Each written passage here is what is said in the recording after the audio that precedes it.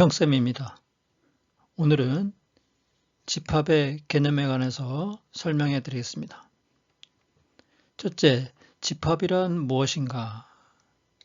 특정 성질의 모임이라고 얘기할 수 있습니다. 어떤 특정한 내용이 있어야 됩니다. 모호한 개념이 아니라 특정 성질을 갖고 있는 모임이 집합입니다. 보통 요 벤 다이어그램이라고 얘기하는데 전체 집합을 U라고 보통 표현하죠. 유니버스를 앞자 이니셜을 따가지고 U로 하는데 유니버스는 원래 우주 전체라는 말이죠. 거기서 유래된 것 같습니다. 그래서 전체 집합이 U고 그 다음에 이렇게 A 집합이 있으면 요 스몰 a가 A의 원소란 얘기죠. 원소는 요 엘리먼트의 E자를 크게 확대해서 이렇게 만들었습니다. 그래서 스몰 a는 A 집합의 원소이고 원소가 아니다 그러면 이렇게 표기하죠. 원소가 아니다. 요건 A고 전체 중에서 나머지를 갖다가 이렇게 얘기하죠. 컴플리먼트라고 그래가지고 A의 여집합이다. 여라는 말은 나머지라는 말입니다. 나머지 한자어인데 나머지란 말입니다. A의 여집합, 영어로는 컴플리먼트 해가지고 C자로 이렇게 표현합니다. 집합을 표기할 때는 두 번째 원소 나열법과 조건 제시법이 있습니다. 원소 나열법은 원소를 그대로 이렇게 나열하는 거죠. 그 다음에 조건 제시법은 어떤 문장으로 구성하는 건데 원소가 X일 때 이거 바라고 읽고요. X바, X는 그 내용을 설명하는 거죠. C 비하의 홀수이다. 당연히 X가 집합 A의 원소란 얘기죠. 그 다음에 집합의 표시는 이렇게 중괄호, 양쪽 끝에 중괄호로 이렇게 표시하게 약속을 했습니다. 이게 수학이 언어죠. 수학의 언어. 중괄호로 약속했으니까 이거를 이렇게 대괄호로 쓴다든지 또는 소괄호 쓴다든지 그러면 안 되겠습니다. 3번 집합은 어떤 특정 성질의 모임이니까 뭔가 그림으로 나타내기 위해서 요 벤이라고 하는 수학자가 모형을 만들었습니다. 또 오일러도 같이 거의 동시대에 만들었는데 벤 다이어그램 또는 오일러 다이어그램 이렇게 얘기합니다. 요 그림을 보면 A하고 B하고 합한 거에 여집합하면 이렇게 표시한 거에 바깥쪽 그 얘기죠. 바깥쪽. 그래서 A 합 B의 여집합은 A 여집합하고 B 여집합하고 교집합이다. 이건 나중에 연산에서 또 나오겠지만 이렇게 여집합을 분배할 때는 이 가운데 기호가 이렇게 바뀝니다. 다시 한번 벤 다이어그램 그려볼까요?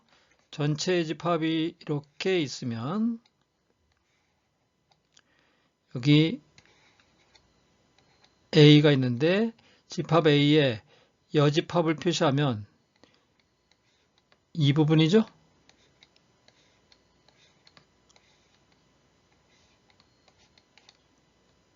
A집합의 바깥쪽이죠.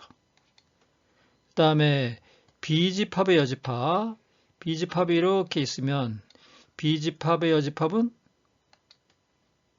사선 방향을 다르게 해서 칠해보면 여길 뜻하는 거죠. B집합의 바깥 부분입니다.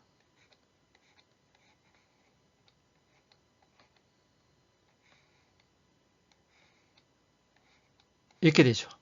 그러면 결과적으로 A하고 B하고 여집합 부분 두 번 색칠에 겹치는 부분 그 부분이 되겠죠. 그 부분이 바로 요 AB를 뺀 나머지 부분 요 바깥쪽이니까 이것이 바로 이런 그림이 되겠죠. 그래서 벤 다이어그램 가지고 집합의 포함관계라든지 여집합인지 이런 거를 표현한다 그 얘기죠. 이걸 집합의 제일 중요한 거 벤 다이어그램 그래서 확인하는 거 잊지 말아야겠죠. 네 번째, 집합의 포함관계. 집합은 어떤 모임이니까 그 원소가 있느냐 없느냐, 또 어떤 한 집합이 다른 집합에 포함되느냐 마느냐, 이런 것을 따질 수가 있는데 그거를 부분집합이라고 얘기하죠. 그래서 표기는 이렇게 합니다. 이것도 C자를 구부려 가지고 component, C자를 구부려 가지고 이렇게 만든 겁니다. 수학자들이. 이 부분집합에는 여기서 중요한 거 알아야 될 사항은 같은 경우를 집합을 서로 상등이다 이렇게 표현합니다. 서로 같다 그 얘기죠. 서로 같다, 이게 한자인데 상등이다. 같은 경우도 포함되어 있습니다. 그래서 이 부분집합이 A가 B의 부분집합일 때 벤 다이어그램을 일단 이렇게 포함되는 경우를 이렇게 그 벤 다이어그램을 그릴 수가 있는데, B집합이 여기서 이 부분집합이 개수를 물어볼 때가 있습니다. 그러면은 B집합의 원소가 예를 들어서 이렇게 n개가 있다고 치면 이 n개에서 A가 부분집합이 될 수 있는 개수를 따질 때 경우의 수를 셉니다. 예를 들어서 A1이 놓일 수 있는 위치가, 선택할 수 있는 위치가 1번하고 2번하고 이렇게 두 가지 경우가 있을 수 있죠. 그러면 A1이 두 가지 중에 하나 선택할 수 있고, A2도 두 가지 중에서 하나 선택할 수 있고, 쭉 가면 결과적으로 AN도 두 가지 경우를 선택할 수 있습니다. 이거를 순서쌍을 지으면 결국 A와 A의 여집합 부분이 결정이 될 텐데, 순서쌍을 지을 때는 경우의 수가 이렇게 곱하게 돼 있죠. 곱하게 돼 있습니다. 결국 2를 n번 곱했으니까 2에 n승이 된다 그 얘기입니다. 이렇게 결과는 같은 경우도 있을 수가 있죠. 결국 부분집합은 상등이 포함된다고 그랬으니까 이 경우도 있을 수 있죠. 결국 부분집합의 개수의 공식은 2의 원소의 개수승이다. 2의 n승이 되겠습니다. 반드시 잊어버리면 안 됩니다. 또 진부분집합이라는 용어가 있습니다. 이건 진짜라는 얘기죠. 진짜 부분집합이다 그 얘기죠. 그럼 진짜 부분은 이 벤 다이어그램처럼 된다는 얘기인데, 그러면 A하고 B하고 같은 경우를 제외하면 되겠죠. 그러면 진부분집합의 개수를 만일에 물어보면 어떻게 되겠어요? 2의 n승에서 하나만 빼주면 되겠죠. 이게 진짜 부분집합의 개수가 되겠습니다. 다섯 번째, 집합의 정의. 집합의 정의는 수학적으로 어떻게 표현하느냐 이거죠. 아까 U는 유니버스의 전체 집합으로 얘기했고, 합집합은 A나 B나 아무 곳에 있어도 된다 그 얘기입니까? 아무 곳에 있으면 다 그 원소가 되겠죠. 그래서 합집합을 수학적으로 나타내면 조건제시법으로 X가 A의 원소이거나, 또는 영어로는 OR라고 그러죠. 또는 1번, 2번, 3번 다 된다는 얘기죠. 그죠? 그러니까 X가 A의 원소이거나 또는 X가 B의 원소인데 인 경우 그런 X는 다 A 합집합의 원소이다 그 얘기죠. 교집합은 요 3번의 경우만 선택하니까 A에도 있어야 되고 B에도 있어야 되죠. 그래서 교집합은 수학적인 정의가 X바, X는 A의 원소이고, 그리고는 영어로 and죠. 그리고는 동시에 뭐 이런 뜻하고 같습니다. 동시에 만족한다 얘기죠. 동시에, 다르게 해석하면 동시에입니다. X는 B의 원소이다. 다음 여집합은 전체가 이렇게 있으면 A가 있고 요 바깥이 A 여집합이죠. 요 여집합은 수학적으로 X바. X는 전체의 원소인데 X는 A의 원소가 아니다. 요 두 가지 얘기만 하면 A의 원소가 아닌데 전체는 원소다. 사실 요 두 가지만 써도 내용은 통하지만 A가 전체의 부분집합이다 라는 것을 더 붙여주면 확실한 조건이 되겠습니다. 확실한 조건. 이것도 첨가해서 붙여주시기 바랍니다. 그러면 여집합에 대한 거 관련된 거를 보면 전체 여집합은 어떤 원소가 전체가 아닌 게 있어요? 없습니다. 이게 공집합이죠. 공집합. 아무것도 없다 그 얘기죠. 공집합의 여집합은 전체가 되겠죠. A 합 B의 합집합의 여집합은 앞에서 설명했습니다. A 여집합, 교집합, B 여집합이 되고 반대로 A 교집합, B 여집합하면 A 여집합, 합집합, B 여집합 이렇게 가운데 기호가 바뀐다는 거 꼭 기억하시기 바랍니다. 다음 차집합. 차집합이란 말은 차이란 뜻이니까 이 부분은 A에만 있는 거죠. 이게 A 차집합 B입니다. 다음에 이 부분은 B 차집합 A입니다. 이 벤 다이어그램으로 보면 A 차집합 B하고 일반적으로 B 차집합 A는 같지 않습니다. 이 그림에서 쉽게 알 수 있죠? 그럼 A 차집합 B를 조건 제시법으로 나타내면 X바, X는 A의 원소인데 이 콤마는 AND의 의미입니다. 그리고 X는 B의 원소가 아니다. 단 A, B는 전체의 부분집합이면서 이렇게 얘기하는 거죠. 이게 차집합의 수학적인 정의입니다. 공집합 또 이렇게도 표시하고 파이죠. 이게 로마 문자 파이라고 있습니다. 파이 소문자인데 그다음에 이렇게도 표현합니다. 아까 이게 집합 표시였죠? 이 원소가 지금 하나도 없죠? 이거를 영어로는 널셋이라고 얘기하는데 원소가 하나도 없는 거죠. 또 여러분들이 기억해야 될 거는 공집합은 모든 집합의 부분집합이다. 부분집합의 계산에 유용하기 위해서 공집합 예를 들어 볼까요? A집합이 1, 2, 3이라고 하면 이거의 부분집합은 공집합 원소가 하나인 경우, 원소가 두 개인 경우, 원소가 세 개인 경우 이렇게 있을 수 있죠. 이게 공집합을 많이 빼버리면 7개밖에 되질 않습니다. 그러면 이게 수학적으로 계산하는데 불편하기 때문에 그래서 공집합을 포함시켜서 2의 3승에서 8개 이렇게 하기로 결정한 것입니다. 수학적인 계산이 적용이 돼야 되기 때문에 이 공집합을 포함시킨 겁니다. 공집합은 모든 집합의 부분집합입니다.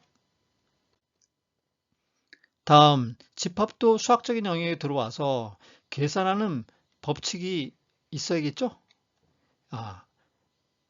첫째, 교환법칙. 교환법칙은 이 위치를 바꾼다는 얘기죠.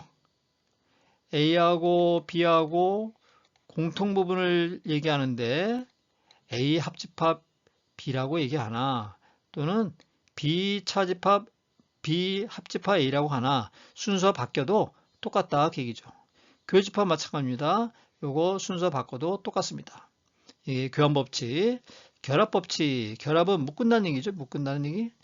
A 합 B 합 C나 A 합 B 합 C나 이게 다 합집합 기호는 다 똑같죠? 그러면 앞에 거 A 합 B를 먼저 하나, 뒤에 거 B 합 C를 먼저 하나, 결과는 똑같다 하기이고 교집합도 마찬가지입니다. 세 번째 분배법칙. 분배법칙은 결합법칙과 차이가 뭡니까? 요 사이에 기호가 다르죠. 합 교집합 A 합 B 교집합 C 이거죠. 이거는 분배법칙과 좀 다른 거죠. 그죠? 그러면 이 집합의 증명은 벤 다이어그램 그래프에서 확인하면 제일 편합니다. 세집합 ABC가 이렇게 교차해서 있다고 치면 A 합하고 A 합과 B 겹 C하고 교집합 C하고의 합집합이니까 B 교집합 C는 여기죠. 그러면 A하고 합하라고 했으니까 A는 여기죠. 그러면 이 부분이 나오면 되는 거죠. 그죠? 이 부분을 갖다가 분배했을 때 어떻게 되냐면 다시 한번 우변의 상황을 벤 다이어그램으로 그려보겠습니다. A 합 B 하면 여기가 되죠? A 합 B죠.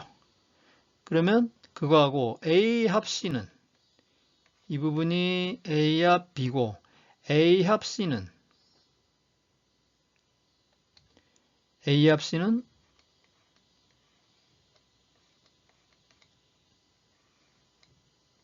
이 부분이 되겠죠? 요 보라색이 A 합 C죠? 그러면 이 위에 있는 거하고 같으려면 두 번이 겹친 부분, 사선이 두 번 겹친 부분 이 부분이죠? 똑같죠? 위하고? 이렇게 분배 법칙은 분배할 때는 합집합이 따라가고 나중에 중간에 연결될 때는 교집합이다. 이거를 분배할 때는 합집합이 따라가고 앞에 게 따라가고 요 두 개를 연결할 때 교집합으로 묶어라 그 얘기입니다. 반대로 A 교집합 B 합시하면 이렇게 분배할 때는 교집합으로 묶었죠? 교집합. 그다음에 두 개를 연결할 때는 이렇게 합집합이 되겠습니다. 역시 여러분들도 벤 다이어그램 그려보면서 한번 확인해 보시기 바랍니다. 네 번째, 흡수 법칙. A와 B하고 A하고 교집합. 한번 벤 다이어그램 그려볼까요? A합 B하고 A합 B는 전체인데 A하고 공통 부분 하면 그냥 A가 나오는 거죠. 또 A 교집합 B하고 A하고 합하면 이게 A 교집합 B죠. A 교집합 B하고 A하고 합하면 또 A가 나오겠죠. 이거를 흡수 법칙이라고 합니다. 다섯 번째, 드몰강이라는 수학자가 발견해서 여집합의 법칙, 드몰강의 법칙이라고 하는데 앞에서 설명했습니다. A와 B의 여집합을 각각 이렇게 분배해주고 가운데 기호가 합집합은 교집합으로, 교집합은 합집합으로 이렇게 바뀜을 벤 다이어그램 그리면 쉽게 확인해 볼 수 있습니다. 여섯 번째, 참고로 여집합의 여집합, 여집합은 나머지라고 그랬죠? 나머지에 또 나머지니까 자기 자신으로 당연히 돌아가겠죠? 전체 여집합, 공집합. 아까 얘기했습니다. 공집합의 여집합은 전체가 되겠죠? 여집합. 그래서 이 다섯 가지 법칙 가지고 집합의 연산 법칙을 간단히 할 때 이 법칙을 이용해서 문제를 간단히 하면 되겠습니다. 집합의 유한집합, 원소가 유한계일 때 집합의 원소의 개수를 물어보는 문제가 관련된 게 나오는데 A 합집합 B의 원소의 개수 물어보면 A 집합, B 집합이 이렇게 겹쳤다고 생각하면 A 합 B는 전체의 개수를 얘기하는 거죠. 이 전체. 그러면 먼저 A 집합 원소의 개수가 있을 수 있으니까 A 집합 원소 더하고 B 집합 원소 더하고 그런데 이 빨간 부분, 별표한 부분이 겹친 부분이 이거 할 때 두 번 들어가게 된 거죠. 그죠? 그래서 한 번은 이렇게 빼줘야겠죠? 이번은 집합이 3개일 때 합집합의 개수를 구하라 그러면 각각 A, B, C 합집합은 이 전체니까 A 집합 원소 개수 더하고 B 집합 원소 개수 더하고 C 집합 더하고 그런데 이 부분은 두 번 중복된 부분이고 요 가운데 부분은 3번 중복된 부분이니까 A, B, C 개수를 더할 때 요 사선 부분은 두 번 중복돼서 들어간 거고 요 가운데 회색 부분은 3번이나 중복된 거죠. 그러면 중복된 거를 빼줘야 되니까 교집합을 한번 빼주고 A 교집합 B 개수 빼주고 B 교집합 C 한번 빼주고 C 교집합 A 한번 빼주면 요 3번 반복된 부분이 중복된 부분이 이 교집합 부분에 다 포함되어 있기 때문에 결과적으로 3번이 빠지게 된 거죠. 결과적으로 3번이 다 빠졌습니다. 맨 처음에 3번 더했다고 그랬는데 이 교집합 부분을 빼면서 가운데 부분이 3에 빠졌습니다. 모두. 그죠? 3에 모두 빠졌으니까 전체 합집합의 원소의 개수를 물어보니까 한 번은 더 해줘야죠. 그래서 마지막에 전체 세 집합의 공통 부분을 한 번은 더해 줍니다. 그래서 중학교 때 이런 건 안 배운 내용이지만 요 세 집합의 합집합의 원소의 개수다 보면 맨 마지막에 세 집합의 공통 부분의 원소의 개수를 한 번 더해 준다. 기억해야겠습니다. 오늘 집합에 대한 개념은 이것으로 설명을 마치고 다음은 명제에 대해서 개념 설명을 하도록 하겠습니다. 구독과 좋아요는 저에게 큰 힘이 됩니다. 감사합니다.